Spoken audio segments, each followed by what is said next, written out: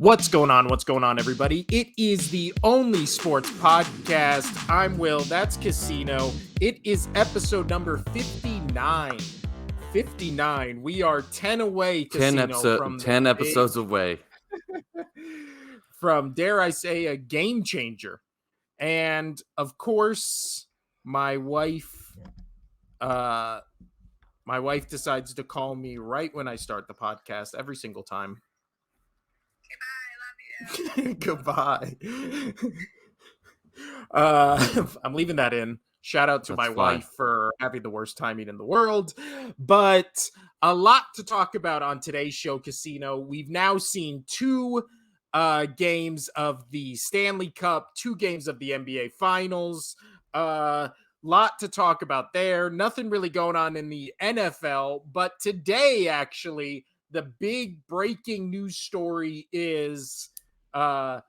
non-sports related, the big breaking news story is apparently the United States just has UFOs and a bunch of non-human bodies that some guy under oath said that was true, and that's this big thing.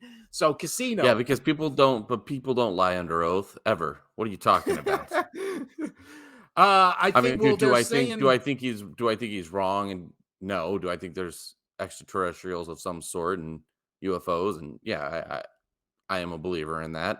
You can call me whatever you want, but I believe that. But yeah, anyway, you're saying that he's under oath. That doesn't mean shit. Credible. Well, they're saying he's the most credible source that's come out in a long time because he was a former government official, blah, blah, blah, blah, blah. Just if there is aliens, just let us know. I think people can fucking handle it. Most people think there's aliens already. Well, yeah, that, and then everybody's like, oh, it's going to cause a panic. Nobody fucking cares. You know what? If they do say there's aliens, and there's, if it comes out that there's aliens, this and that and whatnot, and the world is like trying to cover it up for mostly, I wonder if that actually would like unite the world to be like, oh shit, maybe we should stop fighting each other. No way. No way. Now let's move on to, you want to talk about Stanley Cup first or NBA Finals first? You're the one editing. What do you tell me, boss? I'm ready. You know what? Let's go NHL first. That is the freshest. I'm not ready. I'm just kidding. We had game 2 last night. So at the moment, the Panthers, the Florida Panthers and the Las Vegas Golden Knights are in the Stanley Cup. Game 1 ended 5-2. The Golden Knights. Second game last night ended 7-2 Golden Knights. So, is this heading for a sweep? To me, it comes down to game 3. It really does. You can obviously tell that the Panthers have been frustrated. I'll start breaking down the games here in a minute about that. But they're extremely frustrated.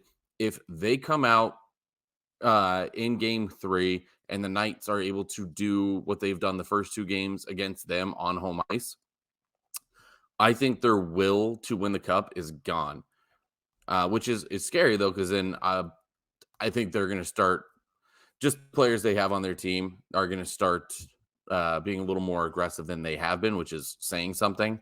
So last night, the 7-2, there was, I think it was 148 total penalty minutes, which is the second highest in Stanley Cup Finals history.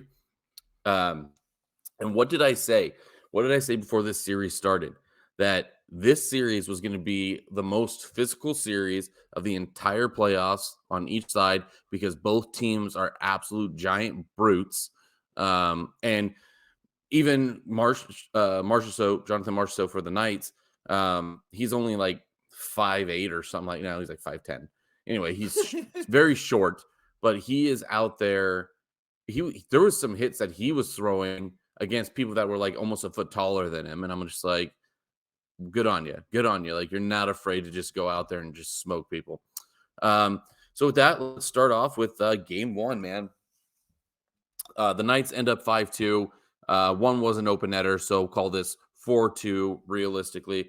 The open netters, I have trouble trying to say that that's from the score. You do deserve it because, you got ahead. they pull their goalie, you get a goal. You deserved it. You put them in that situation. So it ended 5-2, but with the one open netter. Absolutely love this game for multiple reasons. Obviously, the Golden Knights winning, but what I really like is the Knights. They frustrated Panthers so much in this game. And they've been doing this. They started it really in the Oilers series and then the Dallas series. They're not engaging. The one game that they got blown out in the Oilers series was because they engaged with the after whistle shenanigans. They have not been doing that. They've been very disciplined. And this was something that I thought Florida would have a hard time with, is not being disciplined. And it's so true. It's happening. I'm really happy to see the Knights just after the whistle's blown, they let them get beat to shit. Like in this game, the Panthers had 36 hits. The Knights had 29. So not too different there, only 7.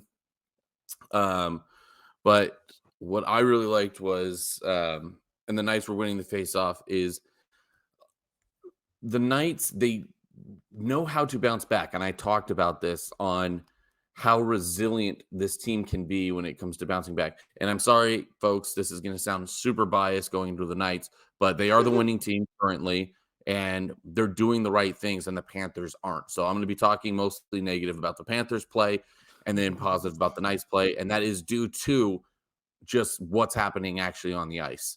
And a lot has to do with discipline. So for the big thing is, so Matthew Tkachuk, like I said, the Panthers' #1 superstar. It was going to be 2 people. It was going to be Bobrovsky in net, and the Panthers' Matthew Tkachuk on offense.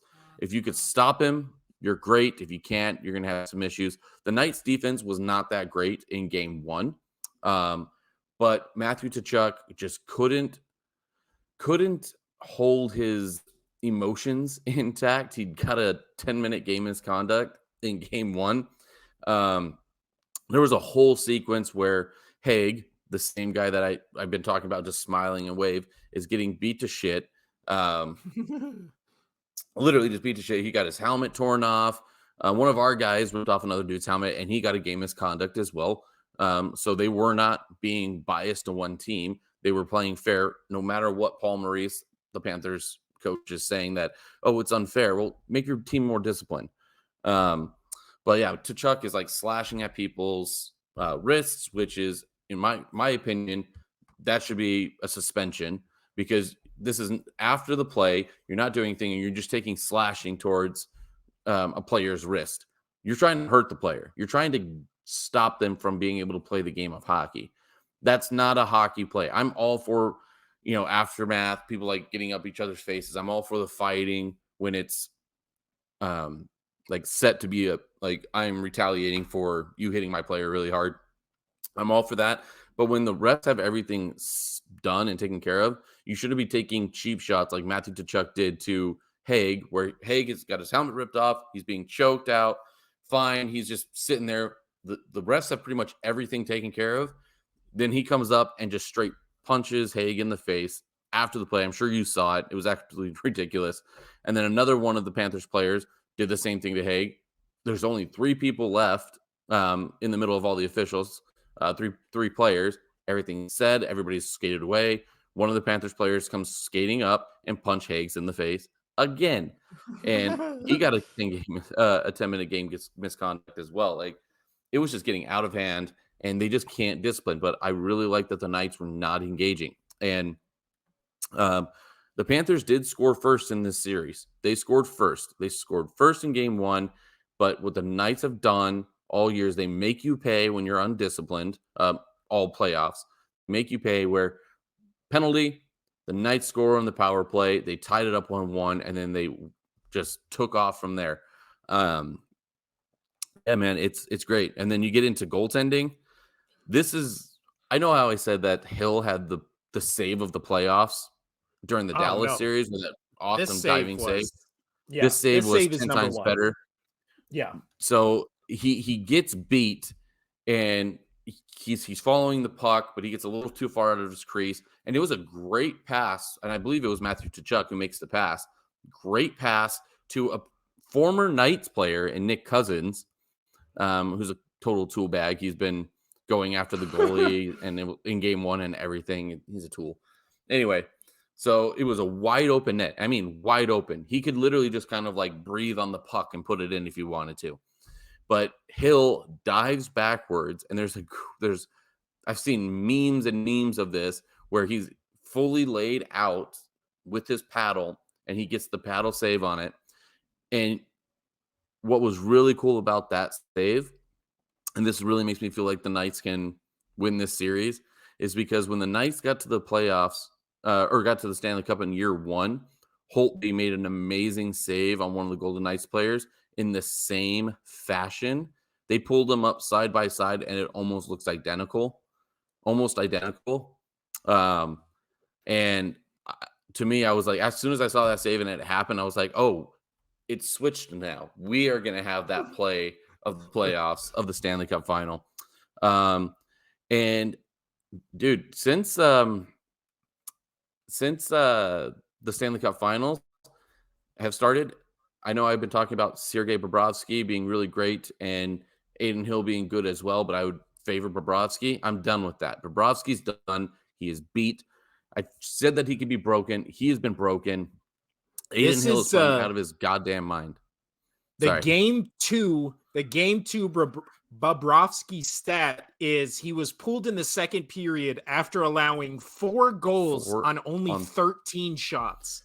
13 shots on target, shots on goal. The Knights had more shots, but you only see what they put up on the TV and whatnot is SOG, which is shots on goal. Because like even if you hit a post, it does not count as a shot on goal. Okay. Do you think he is done in this series, or do you think they try to give him redemption? 100% he's getting redemption, and the reason I say that is who got the second goal?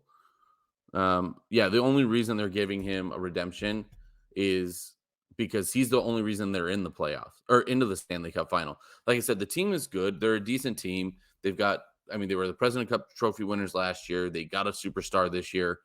But Lyon was their goalie before the playoffs, and he was the one who started the playoffs. Bobrovsky just filled in for Lyon when they were down to the Boston Bruins, and then he did amazing against the Bruins, comeback victory. He did really good in the Maple Leafs, and then he was able to shut down and steal a couple games, especially that four overtime winner against the Hurricanes. So you have to start him. He's the only reason you're there. That was how I felt about Fleury with the Golden Knights in year one, and the couple years that Fleury was there is the Knights couldn't score anything. So only time they were like winning games is when they were up by like 2, because Fleury was stopping everything. So you can only ride a hot goalie for so long. And I did say before this series started that the Panthers have not played a defensively or an offensive team like this yet. A 4-line juggernaut of an offense where, again, I know I'm reiterating this, but this team did not have a 30-goal scorer entering the playoffs.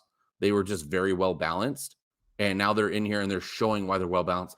Every line is scoring. You have 9 different goal scorers, in the first 2 games. That is absolutely phenomenal. Absolutely phenomenal. 9 different goal scorers in 2 games. Sergei Bobrovsky, his save percentage is under 900 right now for the playoffs, and he's 0-2. And Adin Hill's save percentage is even better than when he entered the series, and he's playing out of his mind. So I honestly could see a sweep. Going back to your original question, way back when, I could, if the Knights if they win the next game by a close game, I don't think it's a sweep. But if they win the next game like they did in game 1 and especially game 2, this series is over. I think they come home with the Stanley Cup and they get off that fucking airplane with the cup if they have like another 5-2, 7-2 performance in game 3. If it's a close game, and the Knights still win, I could still see Panthers, and I would expect the Panthers to win game 4 because look what happened in the Dallas series with Vegas. They're playing desperate hockey. They're still a great team. They made the Stanley Cup Finals. Everybody's saying, I see on Twitter and Reddit and all those things, even though I don't have it, I still look it up, that the Panthers, they had to go through the harder way to get to the playoffs. They had to go through the Bruins, the best team in the playoffs. They had to go through the Maple Leafs, who were on a hot streak, and they got multiple superstars. And then the Hurricanes were the Cup favorites to start the year. This is all true, but you know what? How about you don't be the 8 seed? How about you actually do well in the regular season? Don't be the fucking 8 seed when you were the President Cup winners the season before. And as I said last episode, the Bruins, in my opinion, was coaching. They fell flat because of coaching. The Bruins, and then the Maple Leafs, their stars didn't show up. And then the Hurricane series was actually much closer, and it was just a goaltending battle. And that's why I had Bobrovsky slightly above Adin Hill going into this series, which now has flipped. But it has been so you got game 1, the Knights won, they're feeling great. You go into game 2 last night, which for a Monday night where I work, I'm normally dead. I was sprinting my ass off. Absolutely sprinting. I made about 300% more than what I normally make on a Monday because we were so fucking busy. My daytime bartender actually had to stay. He stayed to watch the game there, but he'd pop back every now and then. He probably worked like an extra hour worth, just helped me catch up on glassware or whatnot. And we have a shit ton of glasses that to get backed up and to run out of stuff is pretty crazy. But anyway. Yeah, I think for people outside of Vegas, I don't think they realize, because Vegas is obviously like the tourist town and where you go on vacation and stuff. I don't think people outside of Vegas realize how big the Golden Knights are in Vegas to Vegas locals. Like they don't understand. It is pandemonium here when the Knights are playing, especially at like local places. I used to work, now I don't. I work at a tourist spot where there's like nobody who really gives a shit. But when I used to work at a local bar, like when Vegas night games were on, I mean, it was like you're saying, like if you were usually dead that night, guess what? Now you're not, and you get your whole night made, but you work your fucking ass off. Like right. The Raiders, no one gives a fuck about the Raiders in Vegas unless you were already a Raiders fan. Nobody gave a fuck about hockey in Vegas until the Golden Knights came. And now it's like everybody in Vegas is a Golden Knights super fan. Yeah. Well, I mean, there was a big hockey following. Come on, man. There was a big hockey following. All the minor league. Dude. Did you ever go to one of those Wrangler games or one of those Thunder games? Did you ever go to one? I also went to arena football games. Like those things were packed, but you would never like be like, oh, an arena football game's on at the bar. Like, let's turn it on. Okay, so I will give you some half a point, but I still think that there was a massive hockey following because outside of the Running Rebels, which were always selling out games, even when they weren't that good, they were still selling out games. Now they can't get anybody to show up. But then the only really other big sport that they had the minor league baseball, which always did well. I went to a lot of those games as well. But hockey, dude, I would go to those Wrangler games and it would be sold out. People wanted to go to hockey. People wanted to go to hockey in Vegas. And then the second thing where I thought was the most important thing, not just because Vegas had a following, what the most important thing was, it was our first homegrown franchise.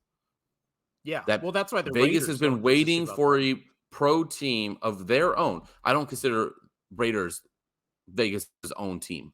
Never. Yeah. Never. And even if we get a transfer of any of other an expansion team. Yeah. But and then I'll tell you right now, that's why I know it's not, there's not a big following out there for the WNBA, but the Aces games sell out because it's homegrown Vegas professional team. Those games sell out. It's absolutely insane. I haven't been to one myself. I want to, but I just haven't made out time to go. but I have a lot of coworkers, regulars that go to those games and have season tickets, and they're like, "Oh yeah, it's a sold out arena almost every single night." And that's the WNBA, which nothing against them. It's just they don't have typically a mass following as other sports, but it's a homegrown team. So no, I totally understand, totally get you on that. But which is a little I want to ask you one question about that, just in relevance of what we're talking about.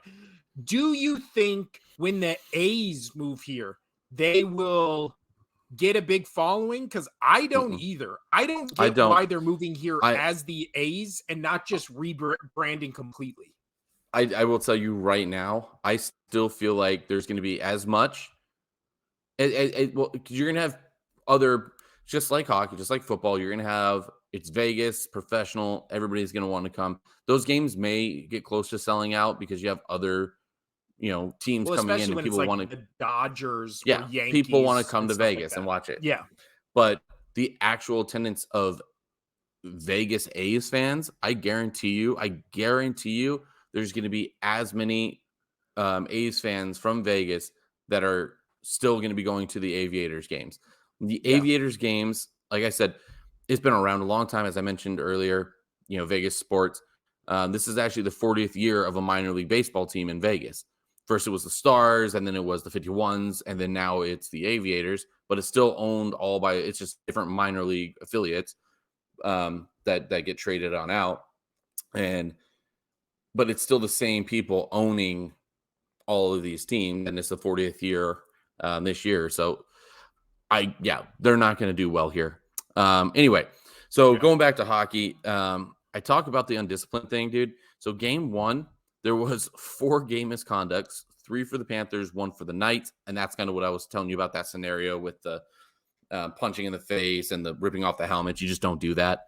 It was 64 minutes worth of penalty minutes, which is fairly a lot. Fairly a lot, but that was nothing compared to game 2 last night. Like I said, it was I think the total, I got it right here. I think the total came out to, of course they don't put it together, 64, blah, blah, blah. Yeah, so 148 penalty minutes. There was 7 game misconducts for the Panthers, 5 game misconducts for the Knights.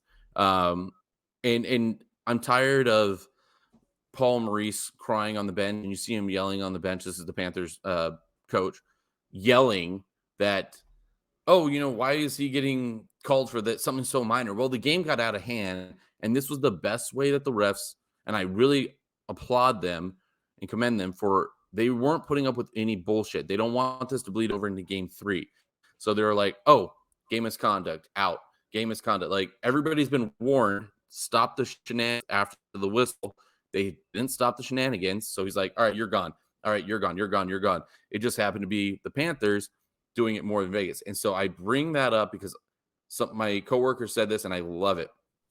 The game plan of the Panthers seems to be like, let's get under their skin. We're going to be rough. We're going to be physical to get under their skin.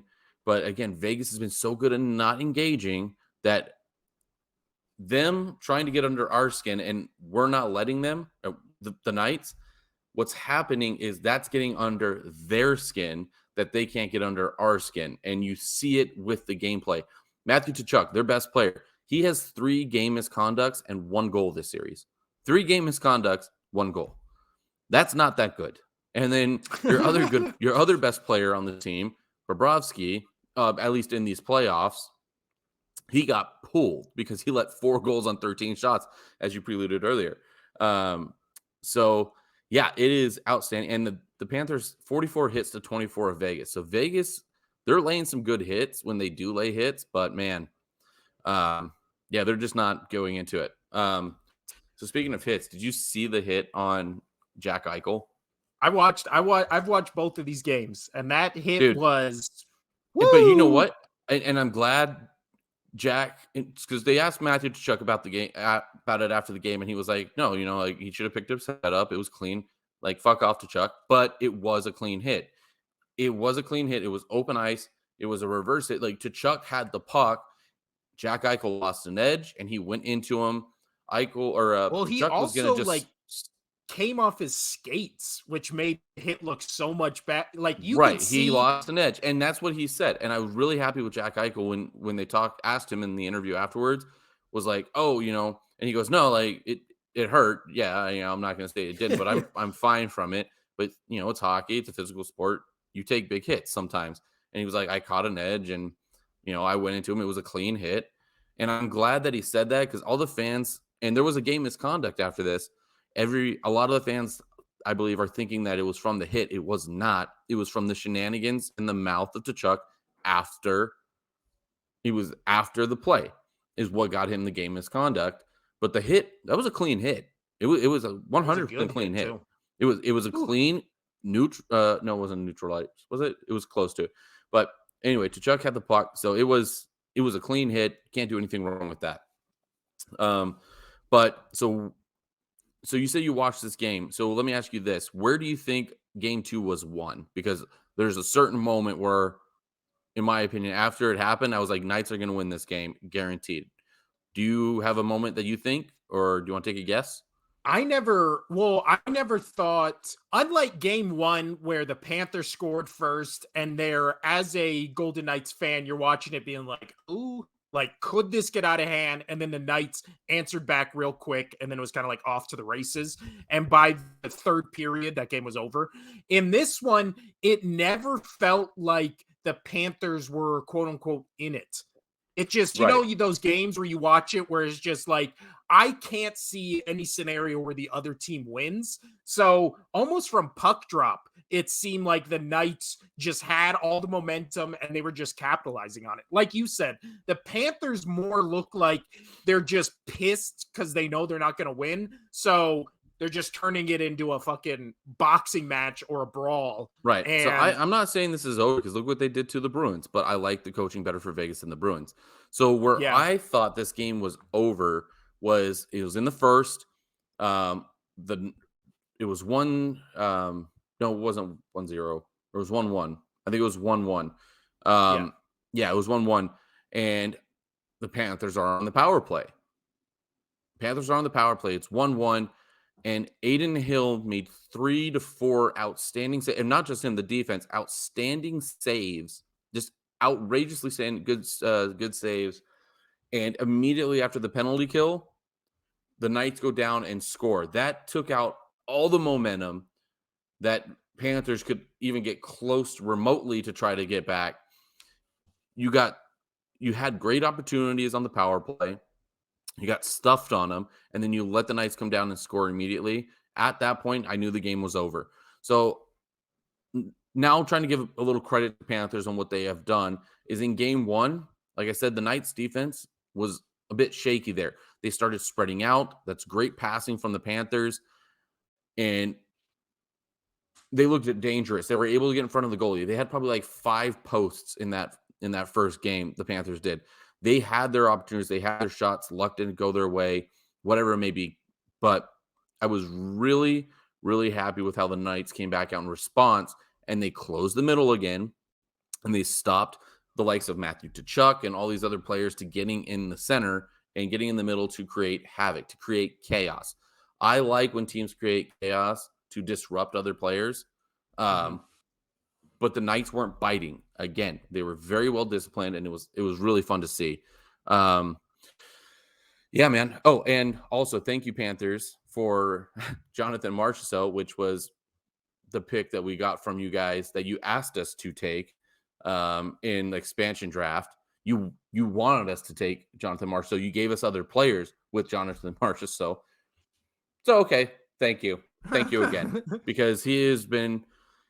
There's probably 4 or 5 players for the Conn Smythe, which is playoff MVP, that the Knights could go with right now. But if Jonathan Marchessault keeps playing like how he is the Dallas series and the Knights series, it's over. He's going to win it. But yeah, thank you for getting rid of him and letting the Knights take him. That was brilliant and wonderful. But yeah, I love it.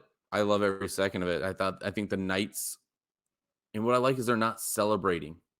You see all their interviews after the game. They're like, no, like, we did good. There's things that we can work on. We're moving on to the next game. Like, we're going to celebrate this until midnight, and we're going to go out and we're going to go focus on the next game. We're going to work on the things that we did bad this game, and we're going to go out. And I love that. And I think the Panthers already feel defeated. You watch after last night's game, you watch all of their interviews. They have no energy left. Paul Maurice sounded like a dude, like one of my regulars said it, and it sounded fucking hysterical that he said it. It was like one of those like abducted, like one of those voiceover machines, like from like an abducted movie, where it's just like, Paul Maurice had his head down. He was all sad. He was talking in like a super weird voice.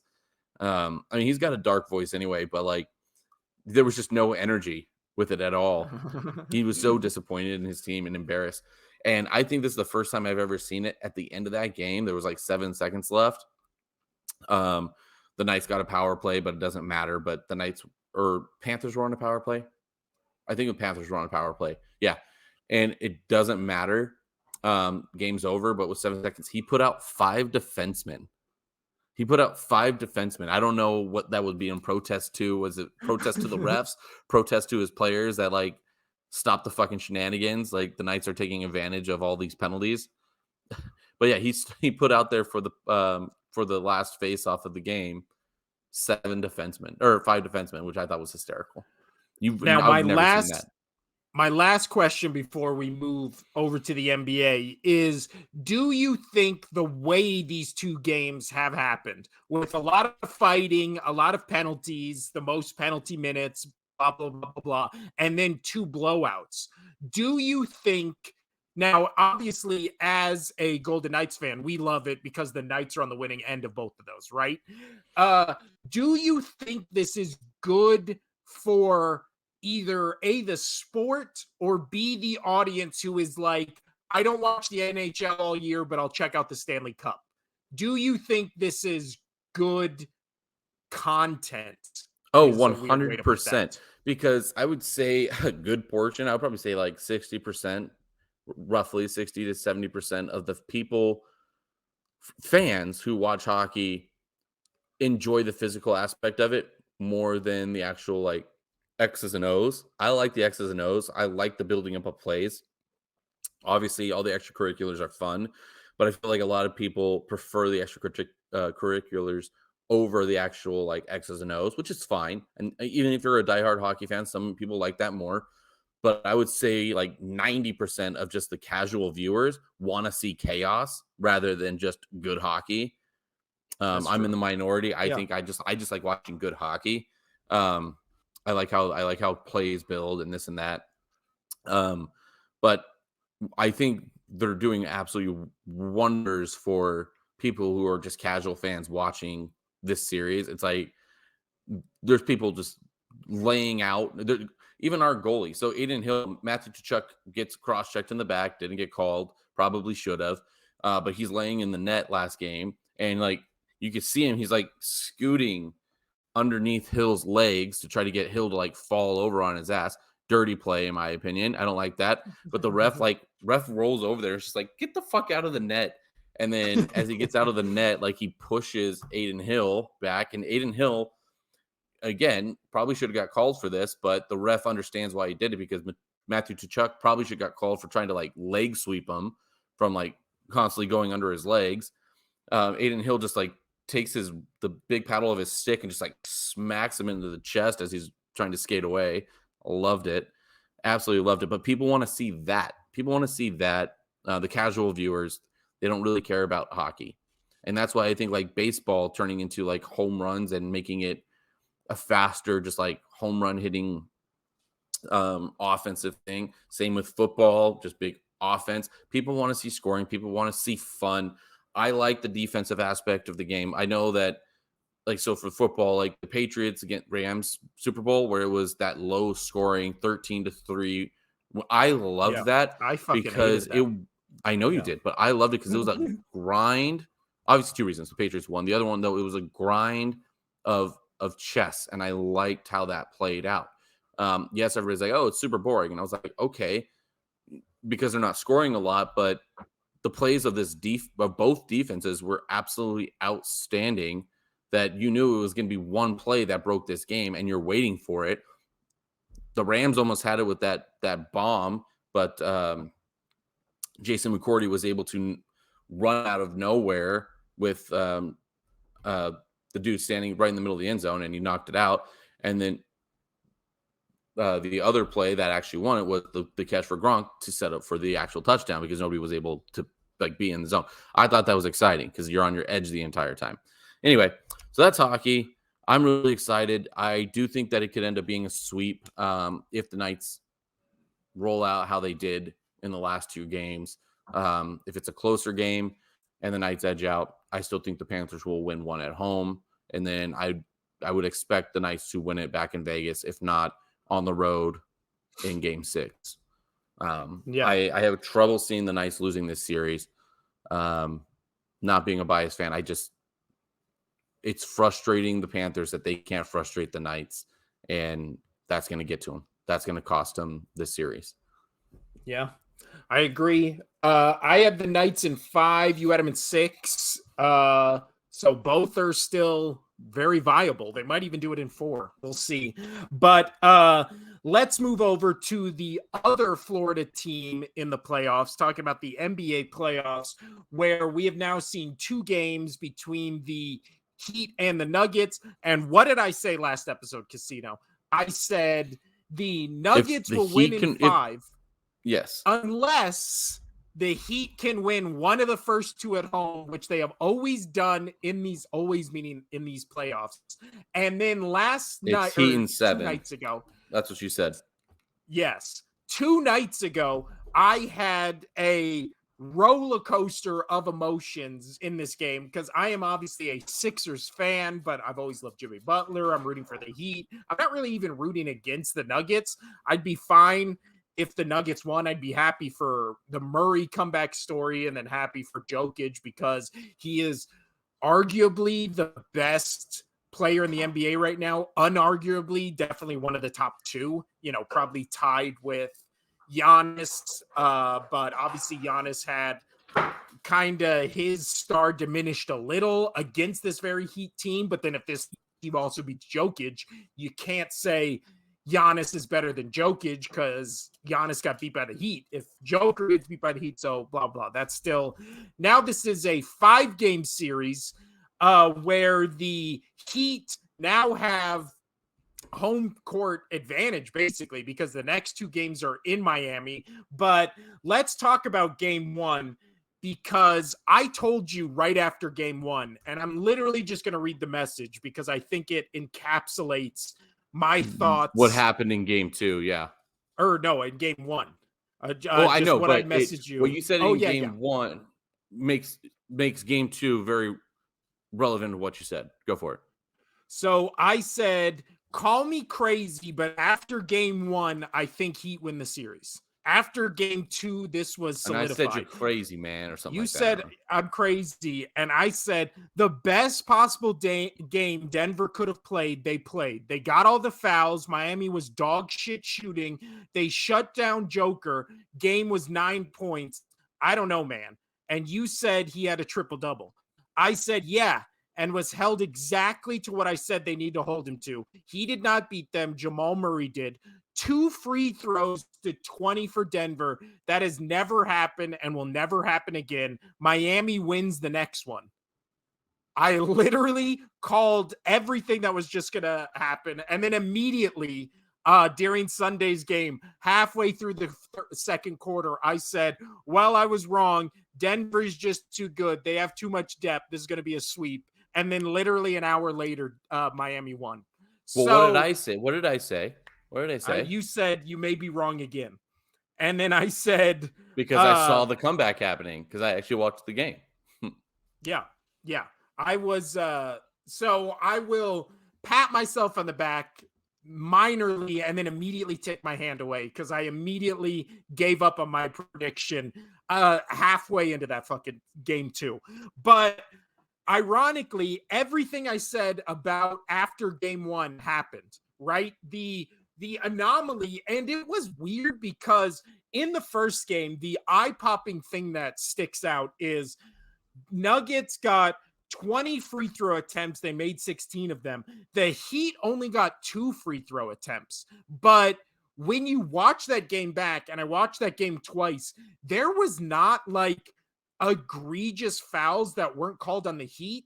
It's like the Heat weren't doing anything that would normally get them fouls. So it's like nobody was going up the court in the middle trying to slice and dice. Yeah, driving the lane, which is a big pet peeve of us, is we don't see people doing that. I don't, but the reason was though is, and you brought up this last episode, is they're a really good 3-point shooting team in these playoffs, and I think they were trying to live by that in game 1. And they weren't driving. They were just trying to be like, hey, we've been really good from beyond the arc. Let's continue doing that. Let's work on that. But that was their call.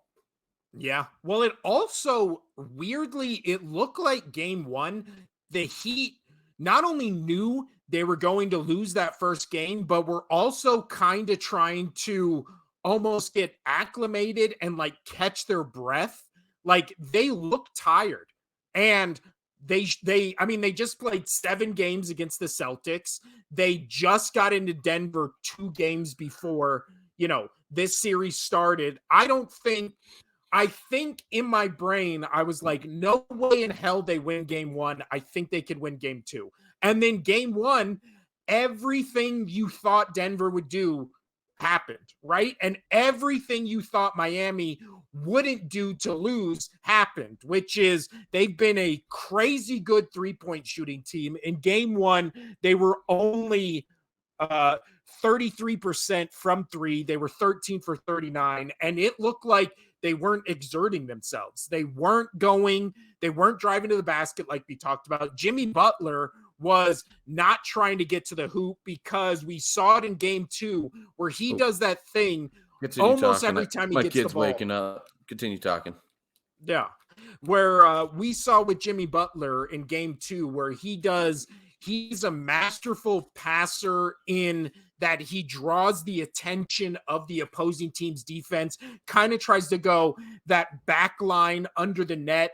And then if he can get a layup, he does. If he can't, he dishes it out to somebody on the perimeter. And then we've seen how good Miami has been, especially in these playoffs, because in the regular season they weren't. But in the playoffs, they've just figured out how to get really good and really efficient looks from 3. And in game 1, they just weren't doing any of that. You could tell they were exhausted, but now let's heap praise onto what the Nuggets did in game 1. I said it, that they contained Joker, but again, like Casino said, he's still got a triple-double, but I talked about it, and they held him to exactly what I said. If they held him to, that would be a good thing. Because in the first game, Joker, when he is held or when he goes against Adebayo, he has 22 points, 11 rebounds, 7 assists. I said if they held him to about 27, 7, and 7, they would win that game. Well, ironically, in the first game, they held him to he had a couple more rebounds and assists than I thought he would, but yeah, he was held to that. And in that game, he just looked amazing, right? Like he looked like, even though they were holding him to it, he was still orchestrating the offense. He was passing it to Michael Porter Jr. Michael Porter Jr. on the boards in the first game got 13 rebounds, which was crazy impressive against a Miami Heat team that I think let me turn Casino's mic on mute right here.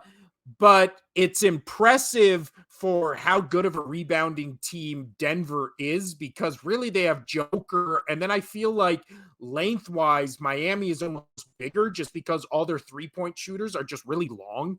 And especially with Adebayo and Love, you just look like you have size, except when it comes to Joker, who, he's always in the middle. He's always getting rebounds. That's how he always gets a triple. And he's obviously the best passing big man probably in the history of the NBA. But really, and we'll now segue, before we segue to game 2, you also had Murray 26 points, 10 assists. You had Joker with the triple-double. You had Aaron Gordon with 16. You had Michael Porter with 14. Aaron Gordon just is a liability as a shooter, but as a guy just in the paint who has very good situational awareness on the court in terms of there's nobody here. I'm going to try for the alley-oop. I'm going to get under the basket for the open, like, easy pass. He's a liability shooting, but in the paint, he's really, really efficient. But now we move to game 2, where, again, I said everything that could go right for Denver went right in game 2. Game 1 immediately starts where the Heat are just like up. I believe at one point they were up like 16-3, and it was it was rough. Denver, I mean, it was every possession they had. They just looked out of it. They were turning it over. They were doing really dumb passes. They were like double dribbling. They were just turning the ball over every single possibility. And Miami was capitalizing. But then all of a sudden, the Nuggets come back. The first quarter ends 26-23 Miami. Miami falls off a little. And then the second quarter, just Denver comes back and ends it on a 34-25 run. And then the weirdest thing happened, which was say hi to Casino's daughter, everybody. But the weird thing that happened was all of a sudden Duncan Robinson, he comes back and hits 3 threes in a row. He starts mean mugging the bench and the camera, and that was like the spark Miami needed from Duncan Robinson. And the funny thing was the announcers, I can't remember if it was Mark Jackson or Van Gundy, but one of them was like, oh yeah, Duncan Robinson, usually not good at dribbling the ball, but he goes right up the paint. Like, saying a professional basketball player is not really good at dribbling the ball because he's a catch and shoot guy. Well, half of them don't dribble anyway. Yeah, well, that's the thing. Like, when he gets the pass, he usually either sets a screen or just launches it from 3. In this one, he like drove right up baseline and dunked it. And then it was just like, what is going on here? But efficient 3-point shooting has been the offensive mind of the Heat this entire postseason, not during the regular season. During the regular season, they sucked as a 3-point shooting team. But in this game, the first game, they were 30% from 3. This game, they were 48.6% from 3, 17 of 35. They got 18 more free throws than they did in game 1. And that ended up being, the difference maker. The efficiency from 3, which they've shown. I've seen some reports of people being like, they're not going to shoot almost 50% from 3 again. The outlier for this Miami Heat team was game 1. They are far more likely to shoot 50% from 3 than they are to shoot 30% from 3. I don't know if anybody's been watching this team, but they are a very efficient 3-point shooting perimeter team, right? And I told you this also in our messages. Bam Adebayo, just in the paint with that little mid-range jumper he has. So far, he has to be 100% when he does that shot. How about I know I messaged you it and you messaged, we talked about it. That dunk by Adebayo was, oh my God. Yeah. And he was the star of game 1 for the Heat. He basically had their entire offensive output. In game 2, he was 21 points, 9 rebounds, 4 assists, but defensively, he had that amazing block right after. It was like one end, he had the slam dunk, and then they go to the other end where he's on defense, and he has that amazing block that there's questionable whether or not it was goaltending, but they ended up not calling it. However, on the Nuggets side of things, this was really the story of the disappearance of Aaron Gordon and kind of Jamal Murray, where she's calling you a queen. I take that as a compliment, but Jamal Murray in this game, 18 points, 10 assists, 4 rebounds, but he was hot for a minute. I really feel like he got almost all those 18 points in like a 5-minute span and then kind of disappeared the rest of the game.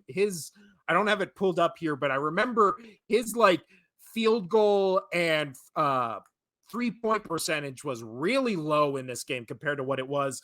But the secret sauce to this game was what gets the Denver Nuggets offense going and what makes them so deadly is when Joker is a rebounding and passing machine, right? Because we talked about one of my keys to victory for the Heat and Nuggets was whoever gets the most second chance points off rebounds.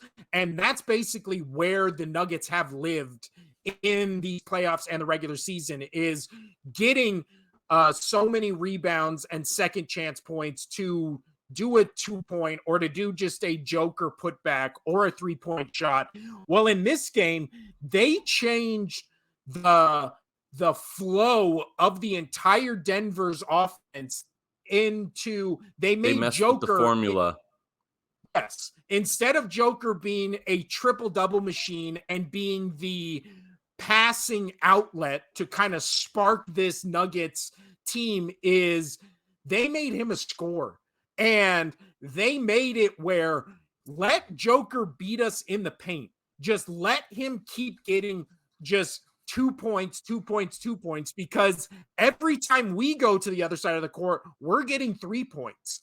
So eventually, when this game is tied and we're hitting threes and they're settling for twos, that's when all of a sudden the gap's going to widen, right? And that's exactly what happened. The Nuggets were actually pretty good, and from 3-point, they were 40% from 3-point to the Heat 50, but it was the shots they were taking was I'm doing my podcast. Not, again, they weren't efficient shots. They were contested shots, and we even saw it at the end where Joker is kind of calling for the ball, and Butler switches off Joker and switches to Murray, and Jimmy Butler as an on-ball defender is underrated because he's just annoying.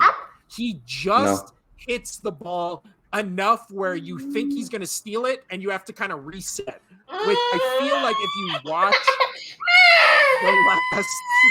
Sorry, she got her hair tangled up in her dress.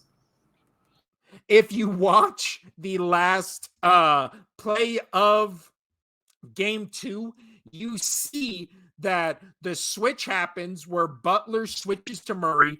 Butler kind of jars the ball loose for a second, and you can see Jamal Murray kind of panic for a split second and then have to reset his shot. And I really think that is what ends up to him not making that shot. If he gets just a clean breakaway on the switch and is able to put that up uncontested, or uncontested in the sense that he's still going to have a guy in his face, but uncontested where Butler didn't almost knock the ball away, I think 90% chance that ball goes in because he got a pretty good look. It was just that split second.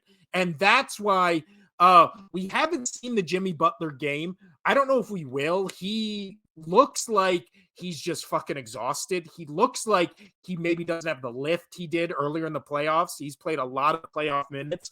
But in this game, still 21-4-9. First game, he was almost non-existent, but again, it felt like the Heat were kind of trying to catch their breath almost and like relax heading into game 2. And then it worked because in game 2, really, if you look at the Nuggets and you watch that game, Joker was the only one that was on, right? Quote unquote on. And then they made him a scorer. So when he couldn't score, it was on the other teammates to shoot, and they all looked cold. None of them got on a hot streak. The facilitating the ball around and passing it to the open man and getting guys in rhythm never happened because Miami was shutting down the perimeter. Denver was decent from three in 3-point percentage, right? They were only 8 away from the Heat shooting percentage. But again, nobody was getting in rhythm. It was all just funneling to Joker instead of funneling out from Joker.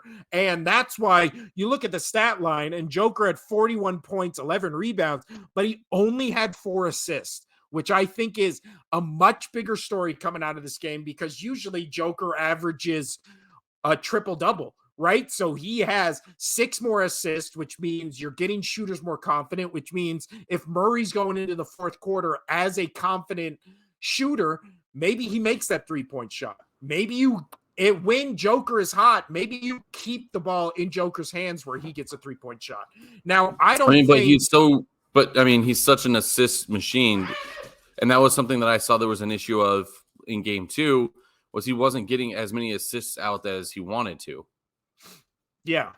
Yeah. And then again, they were turning the ball over. They started the game sloppy. And then the press game post from Malone. Within like the last 5 minutes, I think it was. You saw him just literally throw the ball out of bounds twice. Yeah. Well, they definitely looked flustered. And then even their own coach, the Nuggets coach, afterwards said they just got outworked, which they did. So now the question is, this is Denver's first home loss of the playoffs, right? And Miami did it not only by overcoming a huge deficit, but by outworking them and kind of being like a bully to the Nuggets and kind of just keeping them out of rhythm. Can they keep up this momentum? And heading into game 3 Wednesday night in Miami, if Miami wins that game, then Denver's in trouble, because not only does that mean Miami's up 2-1, that means they got in Denver's head. Denver is the way more talented team that by far, just who has the 2-time MVP, who just lost to a team that has a bunch of free agents. But again, Miami is smart. They have the best head coach, maybe in the NBA right now, arguably. And the things he was doing where he was switching his players to get the matchups they wanted, getting wide open shots. The Nuggets tried to double team Jimmy Butler, which worked. But again, Butler is as good, or potentially can be as good of a facilitator as the Joker is. But what the difference between what Joker and Jimmy does is Jimmy goes into the paint and then he either gets the foul or he sucks in the offense. Or he sucks in the defense. So now all of a sudden you have somebody always open on the perimeter. Everybody on Miami on the perimeter is dangerous. The only person on the Heat who, when he's on the field or when he's on the court, feels like a liability is Cody Zeller, right? And he's literally just in there so Bam and Kevin Love can get rest. But when he's out there, he's a liability. And that's when the Nuggets made their big comeback. When Zeller was on there, he was getting bullied by Joker and he was just fumbling the ball anytime he got it. So when Zeller's on the court, that's when the Nuggets need to strike and build as big of a lead as they can, because when Love comes back and when especially Bam comes back, then all of a sudden it becomes a much more even matchup than I think people realized before the series started. But at the moment... Yeah, so I think I've been underestimating them. I don't want to say I underestimated them, because I knew the Heat were good, but I think going into the finals, I was just like, there's just no way that they're going to get beat or that they're going to win.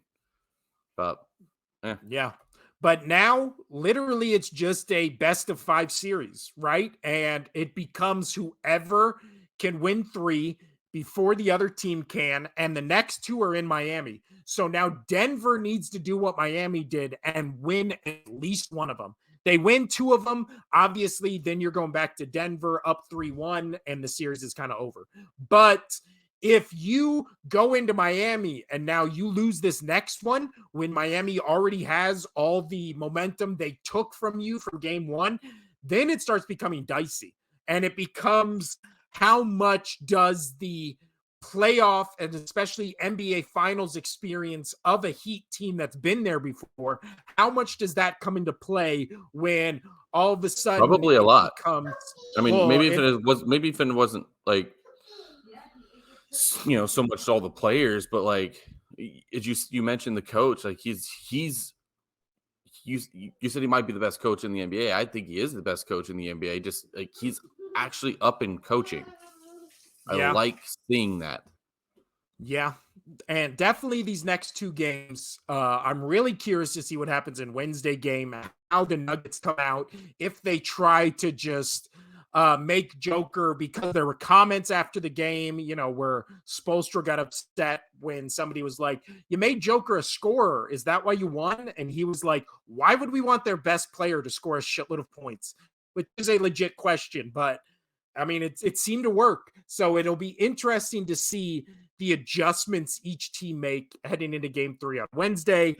We will be back here on Thursday. When is the next NHL game? Is it Thursday? It's Thursday. They're doing, for some reason, they haven't done this all playoffs, but for some reason they're making it a 2-game break in between game 2 and 3, and then 4 and 5. So then, you know what? We'll be back Friday, so we can talk about the next game in the NBA Finals and the Stanley Cup.